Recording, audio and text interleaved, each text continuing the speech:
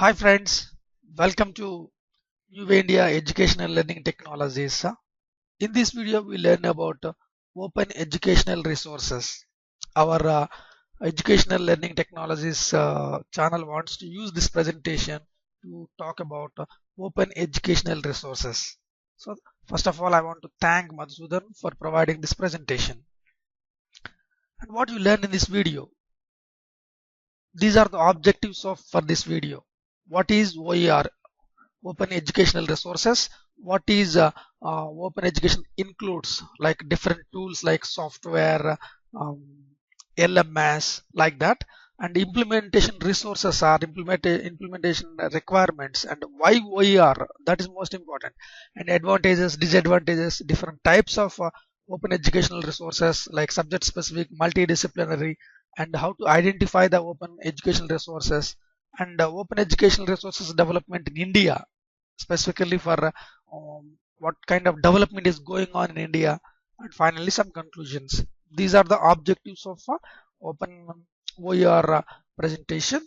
And if you are interested in educational learning technologies, definitely you will get something from this video.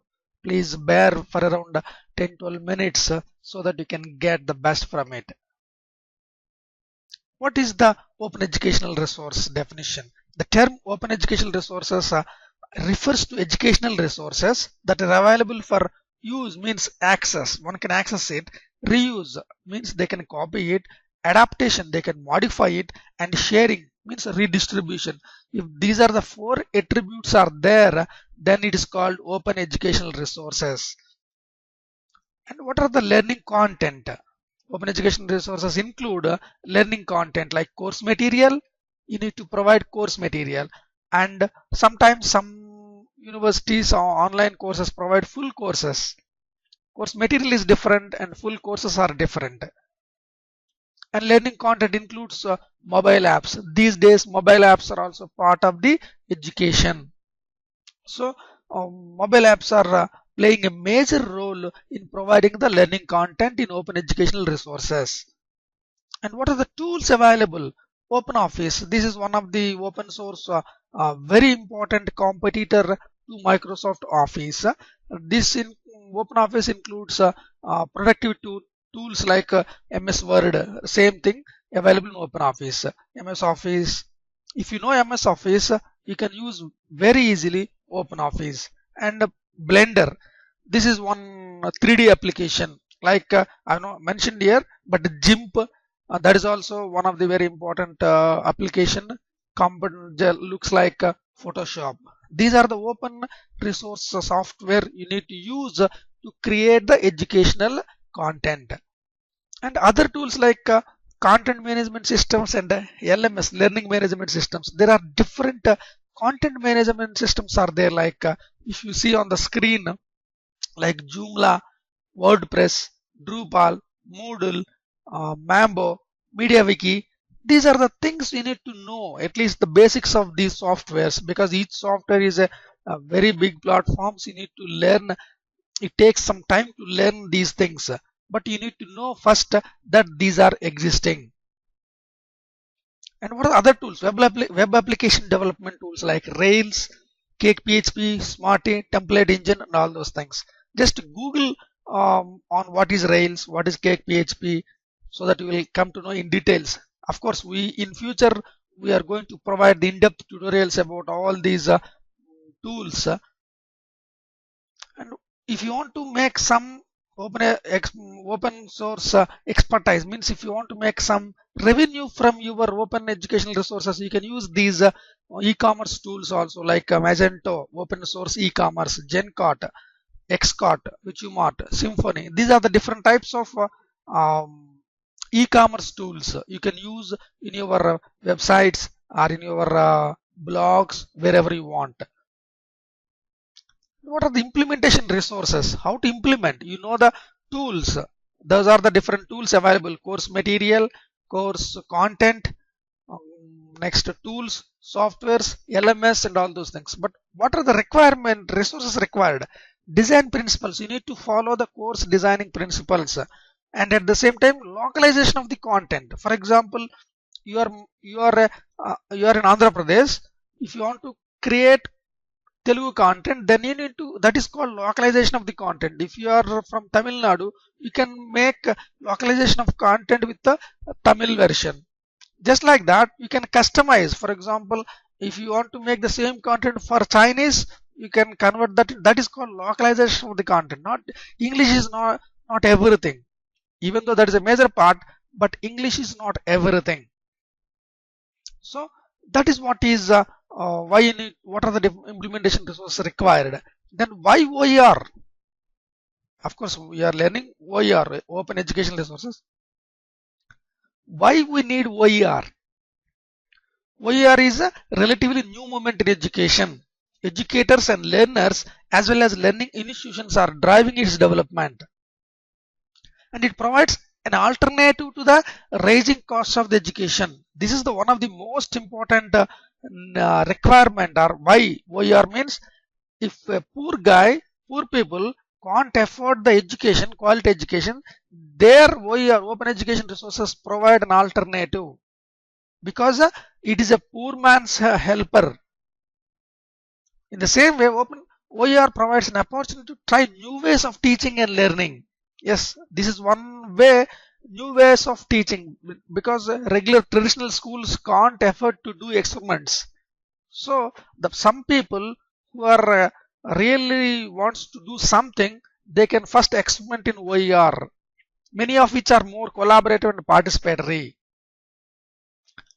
And advantages of OER is enhancement to regular course content. Yes, traditional learning is not 100% satisfactory and successful. So we need to do something, enhancement to the regular course content, and it improves the effort and talent, and continually improved resources. You can add the resources continuously.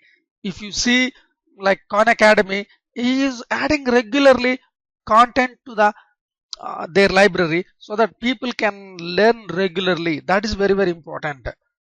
And what are the disadvantages of OER? There are some technological issues, quality issues. Every lecturer can't learn technology easily. That may be the one disadvantage. And the lack of human interaction between teachers and students. Of course, this is where the traditional classroom learning is most successful. There is interaction between teacher and student. That is, it is lacking in online learning, e-learning, or open educational resources. Intellectual property and copyright issues. Yeah, this is one of the major issue. Many times we use content which is copy protected. That is, we get problems in issues in intellectual property and copyright issues. But if you take care of these things, definitely it is having its own advantages. And what are the different types of OER? There are two types, mainly subject specific OERs and multidisciplinary, involving several academic disciplines OERs. What are the subject specific OER? Means these handle only one specific area. For example, Berkeley Shares, music. HEAL, Health Education Assets Library, which deals with the health related assets. And SURC, science related thing, Science Education Resource Center, that is specific to the science. And Stanford Encyclopedia of Philosophy, it relates to philosophy only. These are the subject specific educational resources. And multidisciplinary OERs means these are different. These include multidisciplinary, mean different academic categories are involved. Connections, OpenCourseWare, Merlot, multimedia educational resources for learning and online teaching. These are the multidisciplinary. And you need to identify the OERs. There are a huge number of open source tools and content available, but you need to know them. Know that the most common place is Creative Commons. That is where, if you see on the screen, you will come to know Creative Commons. And if you go to the search and type a word, it shows different images, videos, content, all these things, so that you can get them freely. You can use them in your content. So you need to be aware of Creative Commons licenses, CC licenses. Even on the screen, Open educational resources are under terms of Creative Commons. That's most important. And you need to identify OERs. That is the most important thing. YouTube images and all those things are there. Then in India, what about India? In India also, there is a development going on in open educational resources, like National Knowledge Commission, Government of India, Homi Bhabha Center for Science Education, Tata Institute of Fundamental Research, and IGNO. It starts a STRIDE program, postgraduate diploma in e-learning. These are the different things uh, happening. National Institute of Open Schooling. These are all related to open educational resources in India. And what is the conclusion? As everybody say, traditional schooling is the best, no doubt in it. Regulars, because the student and teacher interaction is there. That is the most important in learning. And open education resources will not completely replace textbooks, lecturers, or traditional classrooms. No way. Only it is enhancement, support, complementary to the traditional learning, enhancing the online learning environment, allowing faculty to collaborate. It helps the mainly teachers, not only students. Teachers also can benefit from open educational resources. They can use this content in their courses. A sign of something good to happen for the future of online education. This is also very important. In future, there is a huge need for online education. That's where OER helps.